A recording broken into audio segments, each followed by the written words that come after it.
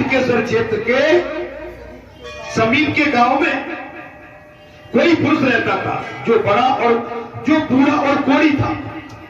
कैसा था? बूढ़ा भी था और कोढ़ी भी था। वो सदा दूसरों के पशुओं को चराता और उनका पालन किया करता।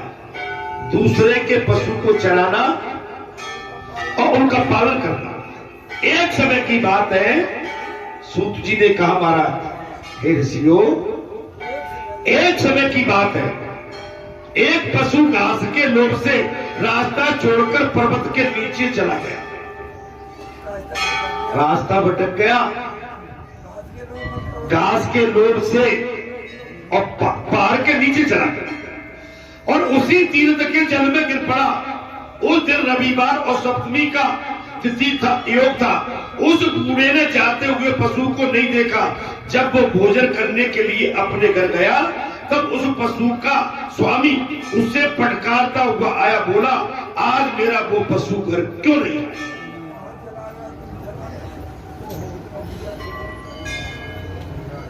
वो पशु तुम जो मेरा ले गए थे चराने के लिए, वो कहां चला गया? शीघ्र जाकर उसे लेके आओ, नहीं तो तेरे प्राण ले लो। पशु का मालिक बोला हे चरवाहे, मेरे पशु को अमुक पशु को तत्काल लेके आओ, नहीं तो मैं तुम्हारे प्राण हर लूंगा। ये सुनकर वो कोढ़ी वैसे तर कांपता हुआ शीघ्र उस स्थान पर गया। रात के अंधेरी छाया हुई थी और उसने दूर से ही महाकुंड में गिरे हुए पशु को आर्तनाद सुन लिया। वो पशु उसमें कुंड में गिरा हुआ था, उसकी आवाज सुन ली। तब उस गर्त में पहुंचकर उसने बड़े कष्ट से उस पशु को खींचकर कीस से बाहर निकाला। फिर उसे साथ लेकर धीरे धीरे घर लौटा और उसके स्वामी पशु को उसके स्वामी को वो पशु सौंपकर अपनी झोपड़ी में गया। वो पशु सौंप दिया, अपनी झोपड़ी में पहुंच गया। रात को वो सो गया। सवेरे उठने पर उस बड़भागी पुरुष ने जब अपने शरीर पर दृष्टि किया तब उसे कुष्ठ रोग से रहित एवं उत्तम शोभा से संपन्न पाया।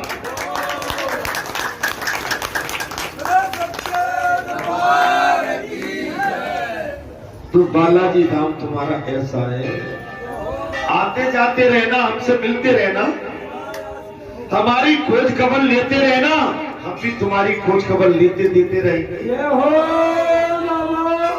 हमारे पास समय बहुत कम है, आप पर भी समय बहुत कम है। मिलते जुलते रहोगे और राम जी का भजन करते रहोगे तो धर्म की आप इस नाम में बैठे हो।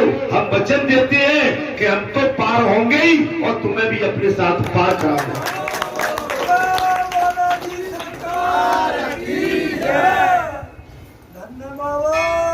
धर्म के स्थान पर मिलने जुलने से लाभ ही लाभ है।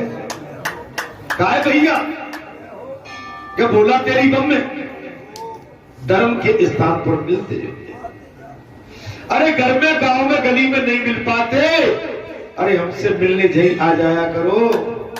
अपना जो भी टुकड़ा है अपना टुकड़ा जा छोड़ जाया करो और सुखड़ा हमसे ले जाया करो।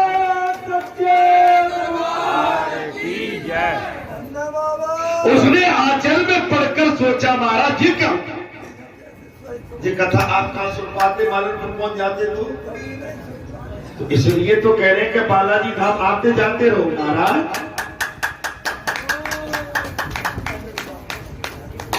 अरे आज से 25 साल के हमें ध्यान है महाराज। 23 साल तुम आते थे, तुम्हारे बिल्कुल दाढ़ी काली थी, हम यहाँ सुंदरकांड करते थे और तुम पीछे आके चुपचाप बैठे रहते थे।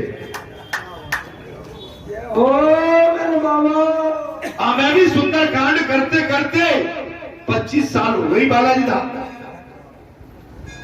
23 साल कथा कहते कहते हो गई। अब जी कथा कैसे चली इसका भी राज है। एक दिन बाबा पहुंच गए हमारे पास शहर में। हम एक ऐसा ही छोटा सा जिसकी अभी हमने दुआई दी थी कुछ धंधा कर रहे थे, 2 4 5 घर बना रहे थे। घर बना रहे थे और मैं घर में घूम रहा था, कच्चा घर था, कच्चे घर से माने ईंट खड़ी हो चुकी थी। एक बाबा पहुंचे, क्या कर रहे हो? अपने बाबा, हम जहां ये काम करते हैं ना, इसको देखने आए। बोले एक काम करो ना तुम। क्या करो? बोले मंदिर पे क्यों नहीं बैठती हो तुम यहाँ की वजह? तो बोला बाबा क्या करें मंदिर पे? बोले तुम कथा कहो मंदिर पे बैठे।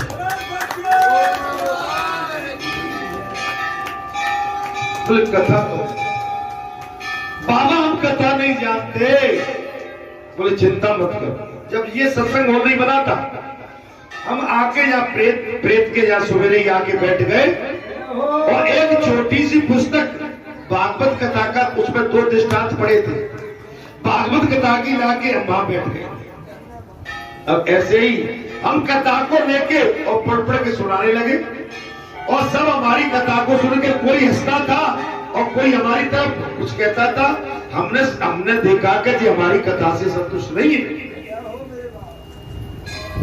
बाबा की साल भर कथा वही चौड़े में चली। हम में एक दिन एक फकीर आए और कुछ दिन सत्संग चल रहा था। भैया बाबा को बहुत दिन हो गए गांव में बैठे बैठे, कोई ऐसा महापुरुष नहीं है जो बाबा को छत दे और छत के नीचे बाबा कथा कहे। एक महापुरुष खड़े हो गए, बाबा तुम्हारे लिए हम छत तान देते हैं, तुम कथा छत के नीचे क्या? वो महापुरुष ने ये छत तान दी और व्यासपीठ पे, उस दिन से आज 23 वर्ष हो गए इस पीठ पर बैठ के हम कथा करते।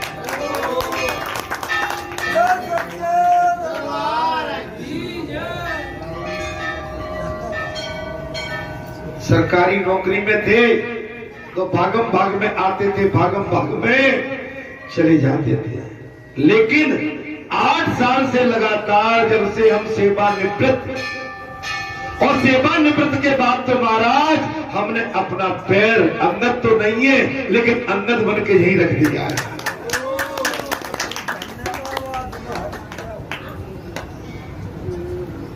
महात्मा राजा ने वह देवाधिदेव भगवान सूर्य की स्थापना की।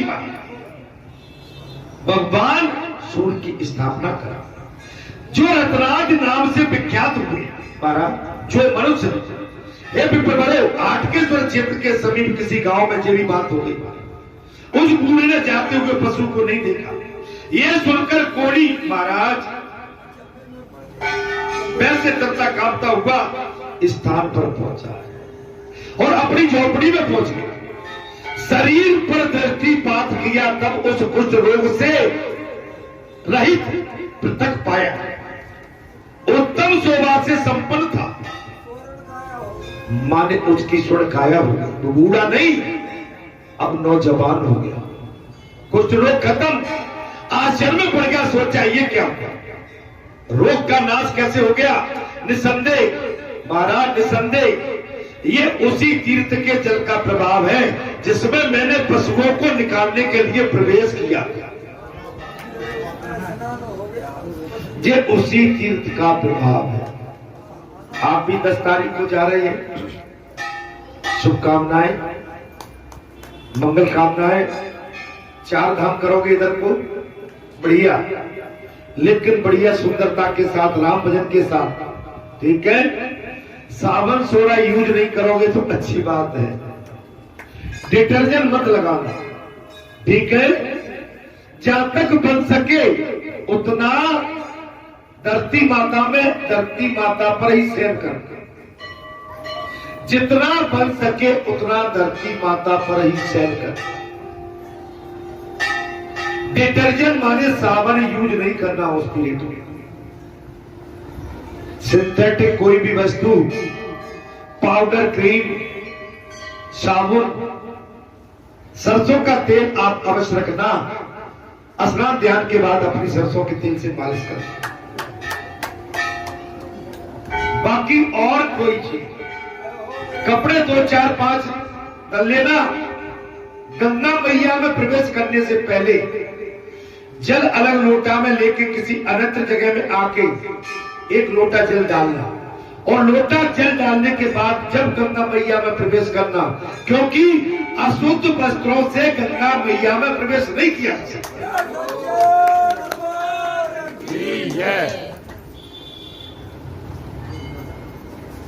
गंगा मैया में कपड़े डाल के ऐसे निचोड़ना नहीं, अलग जल लेना बाल्टी बाल्टी, और अलग जल में कपड़े में ऐसे करके और जल को कहीं अलग डाल दो।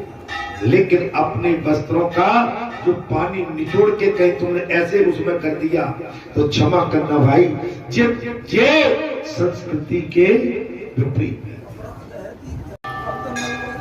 माने आंखों पर पूरा संयम हो, अटल भैया बैठ, अटल अलग, संयम हो आंखों पर प्रसाद ले, तब तो आनंद है। तीर्थ में इधर उधर की बातों से बचना चाहिए। तीर्थ का मतलब है जो आपके अंदर कमजोरी हो, अभी जो आपको बुराई सता रही है इस समय, जिस बुराई को नहीं छोड़ पा रहे, तो उस तीर्थ के प्रभाव से आप कोई न कोई अपनी एक बड़ी बुराई को वहां छोड़ के आ गए।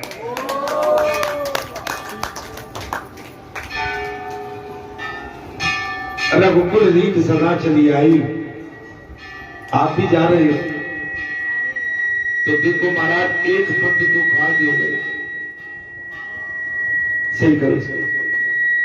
तीर्थ में जाके हम तीर्थ में चाहे कि हम आनंद करने जा रहे हैं, नहीं, तीर्थ में तो केवल धरती माता। मैं इसलिए कह रहा हूं, मैं इधर तो एक बार बिस्तर पर सो गया था चारों धाम की तरफ, लेकिन मैं इस साइड में दक्षिण की परिक्रमा करने गया था तो मैंने बिस्तर नहीं लिया। पूरे 17-18 दिन का मेरा इधर का पूरा टूर था मेरा, 18 दिन तक मैं धरती पर ही सोया। 18 दिन तक मैंने सहन जमीन पे किया।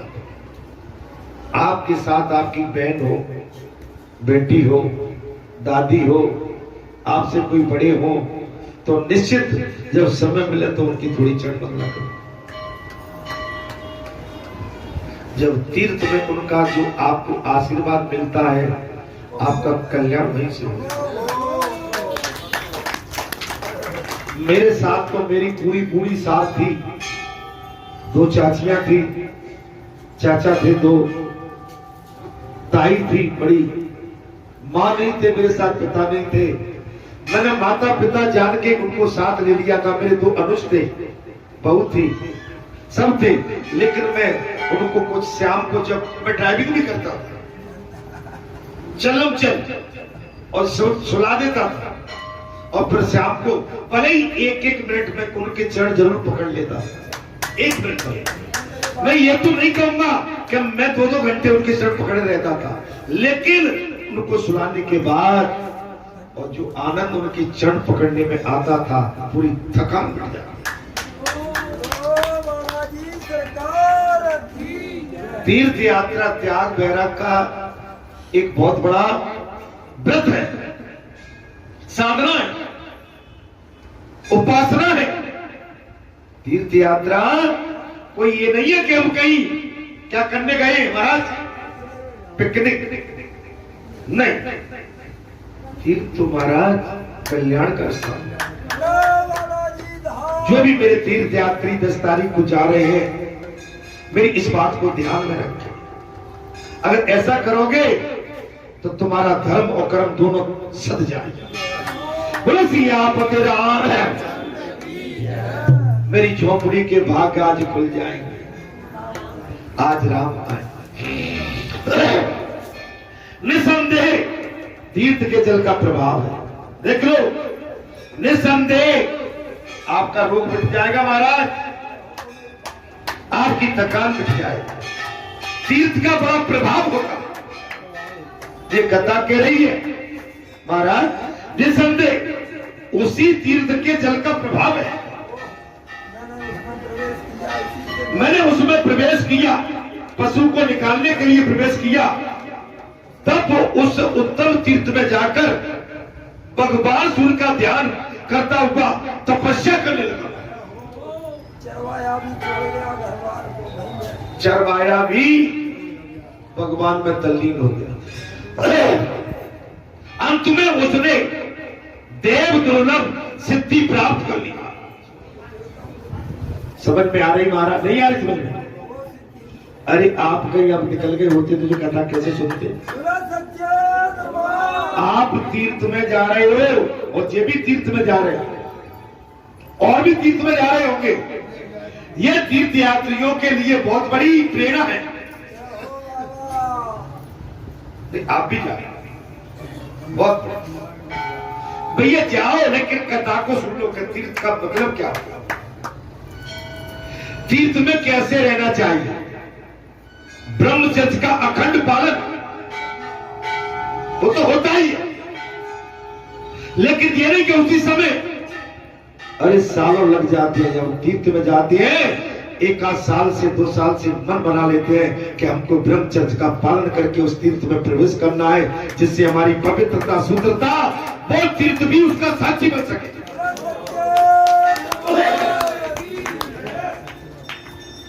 इसलिए पूर्णतः व्रत करके वह स्नान और भगवान सूर्यदेव की पूजा करें। भगवान सूर्यदेव की पूजा करें। आज के कली काल में जो भी मनुष्य रविवार और सप्तमी का योग आने पर उस पुण्य जलाशय में स्नान करता है और भक्ति पूर्वक भगवान सूर्य को पूजता है, वो सब पापों से मुक्त हो जाता है। आज मैं आपको बिल्कुल सत्य सत्य कह रहा हूं कि बालाजी धाम में रविवार और सप्तमी का दिन तय कर लो। अगर सच्चे मन से कितना बड़ा रोग क्यों न हो, अगर आप सच्चे मन से आएंगे, मैं वस्त्र के इधर हैंडपंप पे पीछे वहां स्नान करके या की परिक्रमा करेंगे और 5 पिंड करके उस रज को अपने शरीर पर धारण करेंगे, आप इन पापों से और रोगों से मुक्त हो जाएंगे।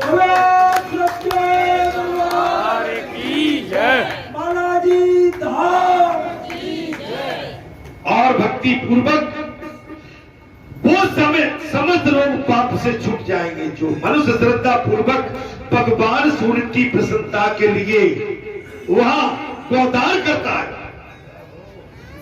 गौदान करता है, उसकी तो बात ही क्या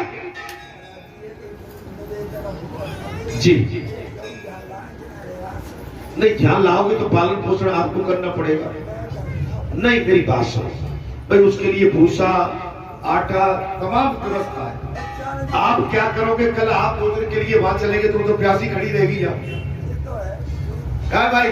बुरा तो नहीं मानोगे? मेरी बात सुनो, आप एक आध दिन के लिए जाओ तो भगदड़ मचता है, बोले ब्याह ब्याह ब्याह ब्याह ब्याह, और तुम गौ कहेगी ब्याह ब्याह ब्याह, मैं कहा जाऊं भाई? या प्यासी खड़ी रहेगी। मेरी बात को बुरा मत मान, मैं तो एक गौ नहीं 10 गौ रखू, लेकिन करने की भाई यहाँ आप भी चले गए, कोई चला गया और मालूम पड़ी गौ प्यासी भूखी खड़ी है, तो महाराज उसकी आत्मा हम पर पड़ेगी चोट महाराज। और गौ यहाँ रख के देखी, या मजबूरी में यहाँ से गौ को वापस करना पड़ा। अगर आप अपने ऊपर रखना चाहते हो तो मुझे कोई आपत्ति नहीं, ठीक है? मैं ठीक बोला हूं। कभी ऐसा मौका पड़ जाता है कि आप ही नहीं रुक पाए, और नहीं रुक पाए तो कोई करने वाला है क्या? अभी मैंने परसों ही सुना है कि शायद एक आरती यहाँ की कोई आरती वहां की बड़ी मुश्किल हुई है।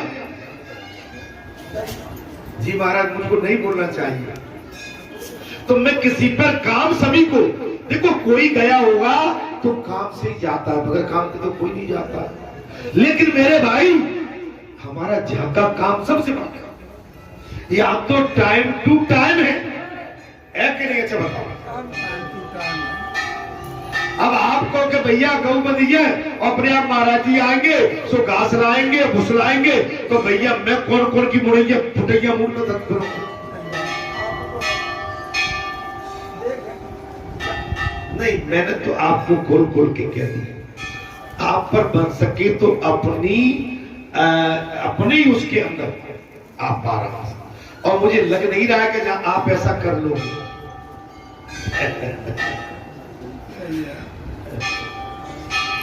ए भैया वहां से 4-4 बोल राम, ए राम क्या भूला तेरी बम में, ए पानी दे दो का एक भूला तेरी बम, ए साफ कर लो का आंगन के भूला तेरी बम, ए भंडारे में झाड़ू लगाए दे का भूला तेरी बम। मैं तो वहां से यही करता रहता हूं।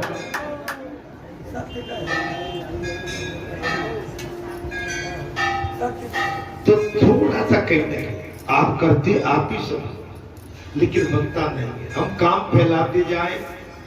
गौ के लिए तो बढ़िया अपने पास जगह है, एक नहीं 5-7 गौ रखो जाओ, और गौ से स्थान भी अच्छा लगता है। लेकिन आप इस पर थोड़ा स्वयं विचार करें। भगवान सूर्य की प्रसन्नता के लिए इसमें श्रद्धा, आस्था, समर्पित भाव, बिल्कुल समर्पित भाव, नॉट इफ एंड बट, किंतु परंतु की या कोई जगह नहीं। आप अगर सच्चे मन से, एक बात बताएं महाराज, अगर एक किसान खेत जोतता है तो उस किसान की जवाबदारी होती है कि वो खेत को कब जोतेगा, कैसे जोतेगा, कब कब जोत लगती है, कब कब पानी लगता है, कब कब गुड़ाई होती है, कब कब निराई होती है। हम आपको पता नहीं है कि उसकी निराई गुड़ाई कब, वो तो किसान को समझ में आ गई मेरा। तो ये काम हम इसके लिए श्रद्धा, आस्था एवं समर्पित था। सूर्य की प्रसन्नता के लिए वो गौदान भी करता था। गौदान करता, दान तो समझ में आ गया, भगवान के लिए दान करो। और उसकी तो बात ही क्या है, बोले उसके वंश में कोई रोग व्याधि से ग्रस्त नहीं हुआ।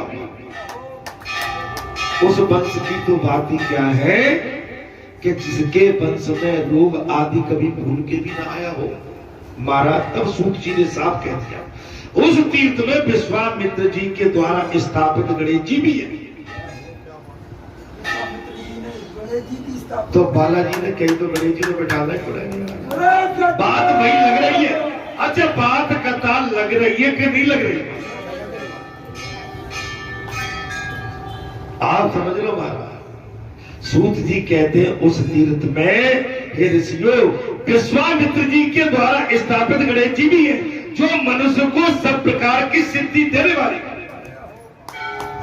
विद्याधीशम श्री गणनाथम मूषकयानम गौरी तनयम वंदेव देवम सिंदूर वदनम मंगल रूपम भक्तादीनम। भक्तों पर दया करने वाले गजानन भगवान को हम साष्टांग दंडवत करते हैं। जो माघ मास के शुक्ल पक्ष की चतुर्दशी तिथि को उनकी पूजा करता है, वो 1 वर्ष तक सब प्रकार के विघ्नों से छुटकारा। एक समय महामुनि मार्कंडेय जी राजा महाराज एहिताश्व के यहाँ पधारे। मार किसके यहाँ? रोहिताश्व के यहाँ पधारे और यथा योग सत्कार ग्रहण करने के बाद उन्हें कथा सुनाने लगे। कथा के अंत में राजा रोहिताश्व ने कहा, भगवान मैं श्रद्धा कल्प का, मैं महाराज कथा के अंत में राजा रोहित ने कहा, भगवान मैं श्राद्ध कल्प यथार्थ रूप से ये श्रवण करना चाहता हूं, मैं इस कथा को श्रवण करना चाहता हूं। तब मार्कंडेय जी ने कहा, मार्कंडेय जी स्वयं भगवान शंकर है। कौन है? भगवान शंकर का स्वरूप मार्कंडेय और महर्षि है, बड़े ऋषि है। राजन ये बात अनंत नरेश के भद्र यज्ञ से पूछी गई थी, वह प्रसंग सुनाता हूं। अनाथ ने पूछा, ब्राह्मण श्राद्ध के लिए कौन सा समय सही है? आप सुनना चाहते हो तो बोल दो थोड़ा सा। अनाथ श्राद्ध के लिए सही समय कौन सा है? श्राद्धोपयोगी द्रव्य कौन है? श्राद्धोपयोगी क्या सामान चाहिए? श्राद्ध के लिए कौन कौन सी वस्तुएं पवित्र मानी गई है? आप हम श्राद्ध करते क्या नहीं करते? तो समझ लो और लिख लो कौन कौन सी वस्तुएं पवित्र मानी